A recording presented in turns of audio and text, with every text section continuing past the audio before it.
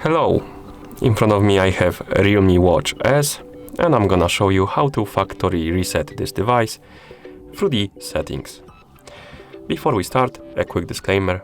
If you want to factory reset your watch, make sure that the battery level on your watch is at least above 30 or 50%, because if the battery dies during resetting process, it might damage your device.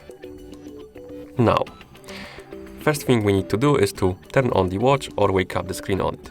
To turn on the watch, simply press and hold the upper button, and to wake up the screen on your watch, you can press the upper button. Once you turn on the watch or wake up the screen on it, press the upper button again to open the menu.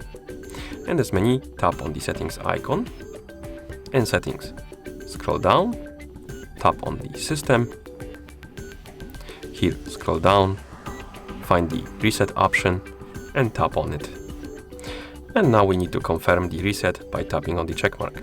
Remember that resetting your watch to the factory default will remove all of your data and settings from the watch. Now let's confirm by tapping on the check mark, and let's wait until the resetting process is complete.